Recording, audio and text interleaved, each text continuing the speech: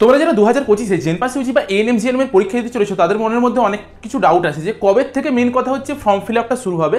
তাছাড়া আরও কিছু নোটিফিকেশন জারি হয়েছে, প্রকাশিত হয়েছে একটা নোটিফিকেশন, যেখান থেকে আমরা বলতে পারি যে এবছর কি আদৌ এএনএম হবে বা আর্টস থেকে কি কেউ এএনএম দিতে পারবে, যেটা নিয়ে আমাকে প্রতিদিন কেউ না কেউ তো মেসেজ করো আর তোমরা একটা কনফিউশনের মধ্যে আসো যে আদৌ কি আর্টস থেকে এএনএম জিএনএম দেওয়া যাবে বা এবছর কি আদৌ এএনএম হবে। সেটা সব কিছু আমরা তোমাদের সাথে আলোচনা করবো। ভালোভাবে ভিডিওটা দেখবে, সব কিছু তাহলেই বুঝতে পারবে।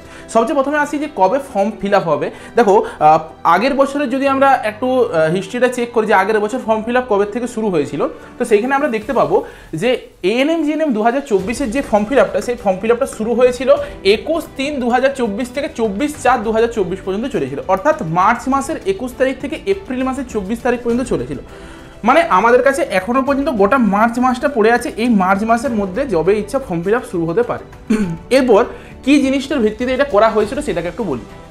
অ্যাকচুয়ালি সবসময় WBJEE বোর্ড চাই যে আমাদের ওয়েস্ট বেঙ্গল বোর্ড বা CBSE বোর্ডের যে এইচএস পরীক্ষাটা হচ্ছে, এই এইচএস পরীক্ষা শেষ করে পরে জাস্ট স্টুডেন্টরা ফর্ম ফিল আপ করতে পারে। ঠিক আছে, তো আগের বছর যদি আমরা এইচএস পরীক্ষা কখন হয়েছিল সেটা যদি একটু রুটিনটা দেখি, 2024 সালে দেখা যাচ্ছে 29/2 হচ্ছে তোমার এইচএস পরীক্ষা শেষ হয়ে গিয়েছিল। তোমার 29 ফেব্রুয়ারিতে পরীক্ষা শেষ হয়ে গেল, তার ঠিক এক মাস পরে দেখো, এক মাস পরে হচ্ছে তোমার এই ইয়েটা শুরু হয়েছিল, মানে ফর্ম ফিল আপ শুরু হয়েছিল। তো এবছরও সেম জিনিসটা হবে যে এবছর তোমাদের এইচএস পরীক্ষা শেষ হবে, তারপরে ফর্ম ফিল আপটা শুরু হবে। আগের বছর এইচএস পরীক্ষা একটু আগে শেষ হয়ে গিয়েছিল, তার জন্য ফর্ম ফিল আপটা একটু মোটামুটি সময় থেকে শুরু হয়ে গিয়েছিল। এবছরও সেম এই মার্চ মাসের লাস্ট উইক নাগাদ আমরা দেখতে পাবো যে ফর্ম ফিল আপ শুরু হবে। এটা এএনএম জিএনএম এর সাথে সাথে জেনপাস ইউজিরও আগের বছর 22/3 থেকে শুরু হয়েছিল, 22/4 পর্যন্ত এক মাস টানা সময় পাবে। মানে এটা আমাদের WBJEE বোর্ডের সকল পরীক্ষাতে এক মাস তোমাকে টানা সময় দেয় ফর্ম ফিল আপ করার জন্য। তুমি যবে ইচ্ছা যখন ইচ্ছা ফর্ম ফিল আপ করতে পারো। যখন ফর্ম ফিল আপ শুরু হবে আমরা হচ্ছে সেগুলোর বিস্তারিত আরও অনেক ভিডিও দেবো। আমাদের সঙ্গে জাস্ট যুক্ত থাকো, সাবস্ক্রাইব করে রাখো চ্যানেলটাকে, তাহলেই বুঝতে পারবে যে কেমনভাবে ফর্ম ফিল আপ করতে হবে, কী কী ডকুমেন্টস লাগবে, কত কি ফি স্ট্রাকচার আছে, সব কিছু আমরা বুঝিয়ে দেবো। তখন প্রতি বছর আমাদের কাছ থেকে লক্ষ লক্ষ স্টুডেন্ট হচ্ছে গাইড পাই। তো যুক্ত থাকো, সব কিছু অথেন্টিক ডেটা দিয়ে পরে আমরা শেয়ার করবো। আচ্ছা, এরপর অনেকের একটা প্রশ্ন থাকে যে পরীক্ষাটা কবে হবে, আমাদের পরীক্ষা কবে। দেখো আমি বলে দিই, যত দূর সম্ভব যদি তোমার মানে এই ডেটগুলো সব টেন্টেটিভ ডেট হয়। দেখো তুমি উপরটা সব লেখা থাকে যে অল ডেটস আর টেন্টেটিভ, মানে একটা চেঞ্জ হতেও পারে, না হওয়ার কিছু নেই। আগের বছর যেমন এএনএম জিএনএম এর যে পরীক্ষার ডেটটা ছিল সেটা দুবার চেঞ্জ হয়েছিল। একবার চেঞ্জ হয়ে পরে জুলাই মাসের লাস্টের দিকে হলো, আবার চেঞ্জ হয়ে পরে আগস্ট মাস চলে গেলো। তো যদি দেখো তুমি এএনএম জিএনএম এর লাস্ট পরীক্ষা হয়েছিল আগের বছরের 4/8/2024, 4ই আগস্টে পরীক্ষা হয়েছিল, কিন্তু হওয়ার কথা ছিল কখন, জুলাই মাসের স্টার্টিং দিকে সেকেন্ড উইক নাগাদ আর কি হওয়ার কথা ছিল। সেটাকে পিছিয়ে পরে এই জায়গাতে নিয়ে যাওয়া হয়েছিল। তো এরপর ডিপেন্ড করছে প্রতি বছর মানে টেন্টেটিভ সবটা ডেটটা হয়। তবু ধরে রাখতে পারো যে যেটা আমাদের জেনপাসের পরীক্ষাটা, সেই জেনপাসের পরীক্ষা অর্থাৎ যেটা বিএসসি নার্সিং প্যারামেডিক্যালের পরীক্ষা, সেটা কিন্তু তোমাদের হবে জুন মাসে। ঠিক আছে, আর এএনএম জিএনএম এইটা হবে জুলাই মাসে। ঠিক আছে, এরপর সবই টেন্টেটিভ, যদি কিছু চেঞ্জ হয় তখন সেটা গভর্নমেন্ট জানিয়ে দেবে, আর কিছুদিনের মধ্যেই তোমরা হচ্ছে এরকম একটা নোটিফিকেশন পেয়ে যাবে।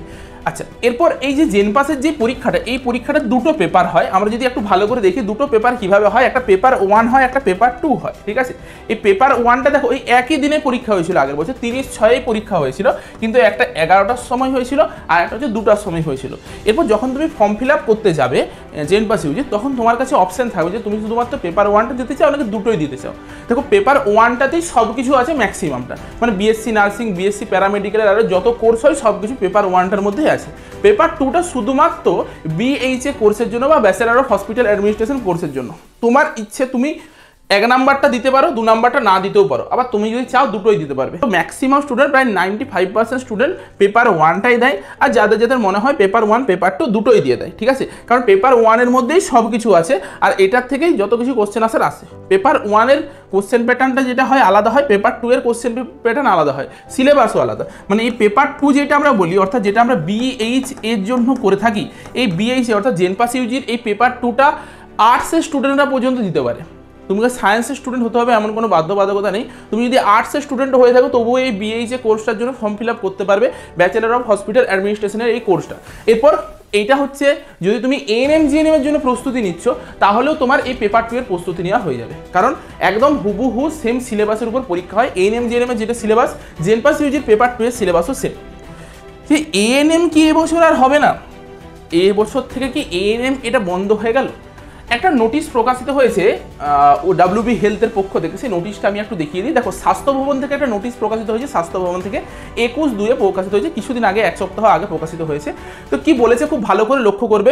The nursing institute government and private participating in counselling process conducted by WBJI for session 2025-26। খুব ভালো করে বুঝবে, এখন থেকে অ্যানাউন্স করে দিই যে 2025-26 সালে, 2025-26 সালে মানে কি এবছরের যে পরীক্ষা হচ্ছে সেই পরীক্ষায় যে কাউন্সিলিং হবে, অর্থাৎ পরীক্ষা তো দিলে পরীক্ষার পরে যে কলেজে ভর্তির প্রক্রিয়া, সেই প্রক্রিয়াতে যেসব কলেজরা পার্টিসিপেট করবে সেটা গভর্নমেন্ট আর প্রাইভেট, তাদেরকে hereby instructed to fill up the relevant format to furnish the required information as per the course and send to the following email ID. অর্থাৎ যত গভর্নমেন্ট প্রাইভেট কলেজগুলো রয়েছে তাদেরকে যারা পার্টিসিপেট করতে চায়, অর্থাৎ যেই কলেজগুলো বলছে যে আমরা এবছর এই কাউন্সিলিংয়ে পার্টিসিপেট করবো কারণ আমাদের স্টুডেন্ট চাই, আমরা স্টুডেন্টদেরকে পড়াতে চাই, সেই কলেজগুলোকে 15 তারিখ পর্যন্ত, 15ই মার্চ পর্যন্ত ডেট দেওয়া হয়েছে। আইএনসি আর WBNCর পক্ষ থেকে জানানো হয়েছে যে তোমরা একটা ফর্মেট আছে, সেই ফর্মেটটা ফিল আপ করে পাঠাও। এবার ফর্মেটটা আমরা একটু ভালো করে দেখি। নিচের দিকে যখনই আমরা এই ইমেল আইডিতে পাঠাতে বলেছি, এটা তোমাদের জেনে কোনো লাভ নেই, এটা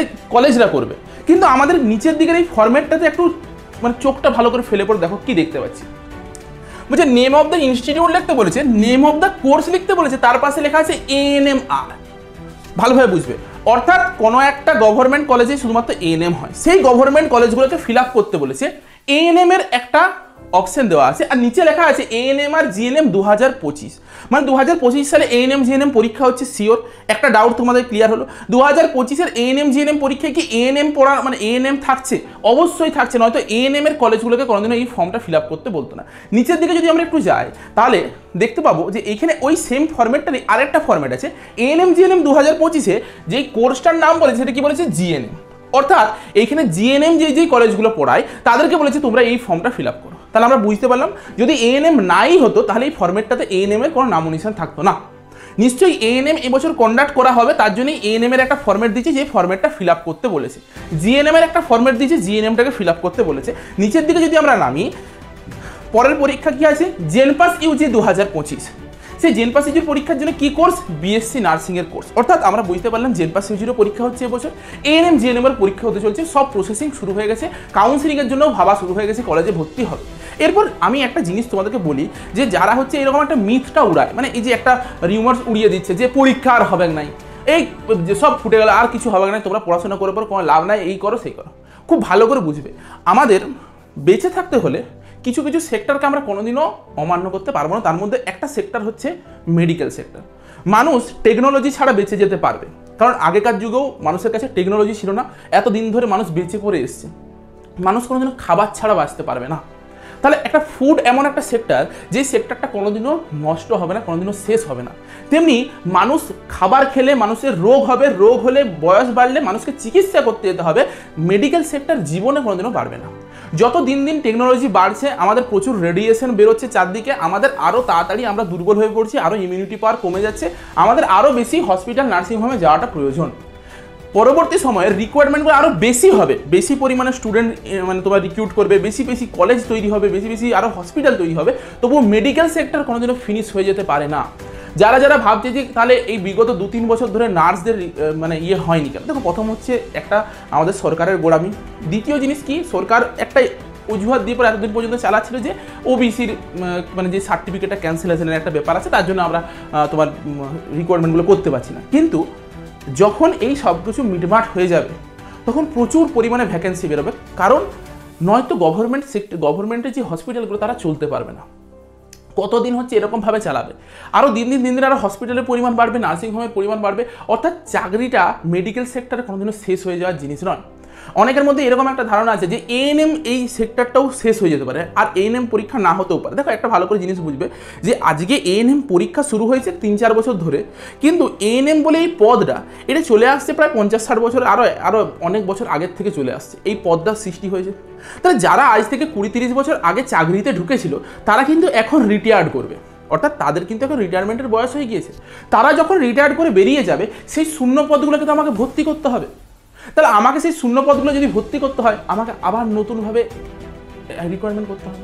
মানে আর ANM এর রিকোয়ারমেন্টটা কি? এই ANM পরীক্ষা দিলে, ANM 2 বছর পড়াশোনা করলে চাকরি পেয়ে গেলে, আর কিছুর দরকার হয় না। মানে এটাই হচ্ছে একটা চাকরির পরীক্ষা ANM এর জন্য। অন্যান্য যেমন ডাব্লিউবিপি বা এসএসসি রেলের জন্য যেমন চাকরির পরীক্ষা দিতে হয়, এএনএম এর জন্য এটাই চাকরির পরীক্ষা। হ্যাঁ, জিএনএমদের জন্য আলাদাভাবে ইন্টারভিউ হবে, আর হবে অনেক কিছু হবে, বিএসসিদের জন্য ইন্টারভিউ হবে, কিন্তু এএনএমদের এত কিছু ঝুটঝামেলা নেই। তাহলে আমাদেরকে বুঝতে হবে যদি এএনএম জিনিসটাও কোনোদিনও শেষ হতে পারে না, সবটাই কম পরিমাণে রিকোয়ারমেন্ট হতে পারে এএনএম এর ক্ষেত্রে, কিন্তু রিকোয়ারমেন্টটা হবে, ঠিক আছে? তা ভবিষ্যতে গিয়ে পরেও কোনোদিনও শেষ হয়ে যাওয়ার সম্ভাবনাটা খুবই কম। এরপর তৃতীয় যে জিনিসটা আছে, যেটা নিয়ে পরে তোমাদের অনেকের সন্দেহ, যে আর্টস থেকে কি জিএনএম দিতে পারা যাবে, আর্টসের স্টুডেন্টরা কি জিএনএম দিতে পারে? একটা খুব ভালো করে বুঝবে জিনিসটা, আমাদের জিএনএম কোর্সটা কি কোর্স আর বিএসসি নার্সিং কোর্সটা কিসের কোর্স। জিএনএমটা হচ্ছে ডিপ্লোমা কোর্স আর বিএসসি নার্সিংটা হচ্ছে এটা গ্র্যাজুয়েশন কোর্স, মানে তুমি এখানে বিএসসি ডিগ্রি পাবে, যেমনভাবে অনার্স করি আমরা সেরকম। আর যেটা জিএনএমটা, এটা হচ্ছে একটা ডিপ্লোমা কোর্স, অর্থাৎ ইকুইভ্যালেন্ট টু ক্লাস 12। তুমি ধরো তুমি জিএনএমও করেছো আর তুমি ক্লাস 12ও করেছো, আর একজন রয়েছে যে বিএসসি নার্সিং করেছে। বিএসসি নার্সিংয়ের স্টুডেন্টে কি বলবে যে আমি গ্র্যাজুয়েশন করেছি, কিন্তু তুমি কোনোভাবেই বলতে পারবে না যে তুমি গ্র্যাজুয়েশন করেছো, তুমি কি বলবে তুমি 12 পাস। ভালোভাবে বুঝবে ফ্যাক্টটা। তুমি যতই জিএনএম ডিগ্রি করে নাও, জিএনএম হচ্ছে একটা ডিপ্লোমা ডিগ্রি, এটার অর্থ হলো ক্লাস 12 ইকুইভ্যালেন্ট, মানে ক্লাস 12-এর সমতুল্য, ঠিক আছে? আর এএনএম জিনিসটা কি? এএনএম হচ্ছে একটা সার্টিফিকেশন কোর্স, মানে এটা আরও কম। 3 বছরের যেসব কোর্সগুলো হয় তাদেরকে ম্যাক্সিমাম ক্ষেত্রে আর কি তোমার, এবারে অনার্সটা বাদ দাও আর কি, 3 বছরের জেনারেল লাইনটা বাদ দাও, 3 বছরের কোর্সগুলোকে আমরা ডিপ্লোমা কোর্স হিসেবে ধরে থাকি। 2 বছরের কোর্স যেগুলো আইটিআই বলি আমরা, সার্টিফিকেশন কোর্স, সেটা হচ্ছে এএনএম কোর্স। আর বিএসসি নার্সিংটা হচ্ছে একটা অনার্স, মানে গ্র্যাজুয়েশন হচ্ছে তোমার। এরপর ঘটনাটা কি, যে আমাদের ভারতবর্ষে যত ডিপ্লোমা কোর্স হয়, আমি তোমাদেরকে একটা জিনিস বোঝাই, ইঞ্জিনিয়ারিং সেক্টরে যাই। ইঞ্জিনিয়ারিং আমরা কি জানি যে সায়েন্সের স্টুডেন্ট ছাড়া ইঞ্জিনিয়ারিং করতে পারে না, এটা একটা মিথ ধরে আছে। না, আর্টসের স্টুডেন্টরাও ইঞ্জিনিয়ারিং করতে পারবে। কিভাবে? ইভেন তুমি সায়েন্স আর্টস কোনো কিছু নিয়ে পড়াশোনা করার দরকার নেই, তুমি ক্লাস 10-এর পরেই ডিরেক্ট ইঞ্জিনিয়ারিং পড়তে পারবে। যার জন্য আমাদের পশ্চিমবঙ্গে একটা পলিটেকনিক বলে জিনিস আছে, তোমরা সবাই নাম শুনে থেকেছো। দেখবে অনেকে ক্লাস 10-এর পরেই পলিটেকনিক করতে চলে যায়, অনেকে ক্লাস 12-এর পরেও পলিটেকনিক করতে যায়। পলিটেকনিকে তার মানে ক্লাস 12-10 ম্যাটার করছে না, ক্লাস 10-এর ছেলেটা চলে যাচ্ছে, কি করে সায়েন্স আর্টস তো তখন ভাগই হচ্ছে না। অর্থাৎ আমরা যদি এলিজিবিলিটি ক্রাইটেরিয়ায় যাই, যদি তোমাকে ডিপ্লোমা করতে হয়, খুব ভালোভাবে দেখবে ডিপ্লোমা, যেটা ডিপ্লোমা কোর্স আমাদের কি কোর্স, জিএনএম কোর্স হচ্ছে একটা ডিপ্লোমা কোর্স। যে কোনো প্রকার ডিপ্লোমা কোর্স করতে হলে তোমাকে সায়েন্স বা আর্টস এটা দেখা হয় না। কি দেখা হয়? যদি তুমি ফার্স্ট ইয়ার থেকে পড়তে যাও, ইঞ্জিনিয়ারিংয়ের ক্ষেত্রে বলছি, তোমাকে দেখা হবে যে তুমি ক্লাস 10-এর বোর্ড এক্সামে কত মার্কস পেয়েছিলে বা এইটাতে পাস করেছো কিনা, এইটা দেখা হয়। যদি তুমি ল্যাটারাল এন্ট্রিতে ভর্তি হতে চাও, অর্থাৎ সেকেন্ড ইয়ারের থেকে পড়তে চাও, ল্যাটারাল এন্ট্রি বলা হয়, যেটা বিটেকেও হয়, পলিটেকনিকেও হয়ে থাকে, তখন তুমি দেখা হয় যে তুমি ক্লাস 12-এ মানে 10+2 বোর্ডে পাস করেছো কি করোনি। দেখো কোথাও লেখা আছে সায়েন্স থেকে না আর্টস থেকে, লেখা নেই, শুধুমাত্র লেখা থাকবে ক্লাস 12 থেকে পাস করেছো কিনা। এটাই হচ্ছে ডিপ্লোমা কোর্সের নিয়ম। ডিপ্লোমা কোর্স যখন তুমি করতে যাবে বা সার্টিফিকেশন কোর্স অর্থাৎ এএনএম কোর্স তুমি করতে গেলে, তোমাকে দেখবে না যে তুমি আর্টস থেকে পড়েছো না সায়েন্স থেকে পড়েছো। এই মিথগুলো, এই যে এই গুজবগুলো যারা ছড়াচ্ছে তাদের একটু বোঝা উচিত যে ডিপ্লোমা কোর্স বা জিএনএম কোর্সটা কোনোভাবে আটকাতে পারবে না কেউ, যে আর্টসের ছেলেমেয়েরা দিতে পারবে না, সায়েন্সের ছেলেমেয়েরা শুধুমাত্র দিতে পারবে, কোনোভাবে আটকানো যাবে না। যদি গভর্নমেন্টকে ফিল্টার আউট করতেই হয়, যে ধরো মানে এখন যেই ঘটনাটা ঘটছে আর কি, প্রচুর জানো তো দুর্নীতি ঘটছে আর ঘটছে, তো সেটা যখন ফিল্টার আউট করতে হবে, তার জন্য তুমি 3 বছর পড়াশোনা করো না গভর্নমেন্ট কলেজ থেকে বা প্রাইভেট কলেজ থেকে, বা 4 বছর পড়াশোনা করো বিএসসি নার্সিংয়ে, যখন চাকরি দেবে, আগে যেমন শুধুমাত্র ইন্টারভিউয়ের মাধ্যমে চাকরি হয়ে যাচ্ছিল, এরপর থেকে কম্পিউটার বেসড এক্সাম হবে, অর্থাৎ সিবিটি হবে বা রিটেন এক্সাম হবে। ম্যাক্সিমাম চান্স আছে সিবিটি হবে, কম্পিউটার বেসড, কারণ অলরেডি শুরু হয়ে গিয়েছে নার্সিংয়ে কম্পিউটার বেসড এক্সাম হওয়া শুরু হয়ে গেছে।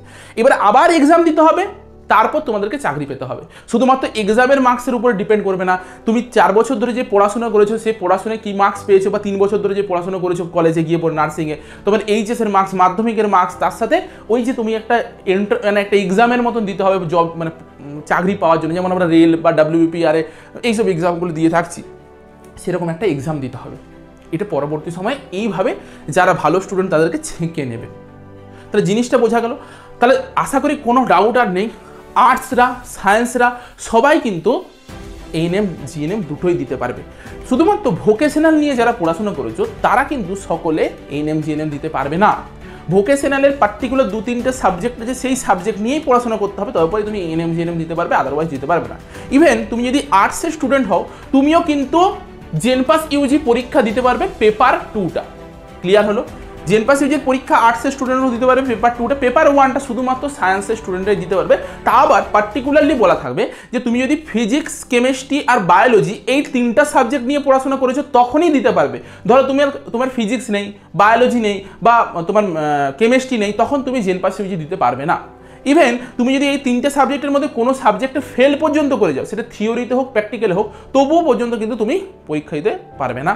ঠিক আছে? পরীক্ষাতে বুঝলেও কলেজে ভর্তি হতে পারবে না, রুলসে এগেনস্টে চলে যাবে। ঠিক আছে?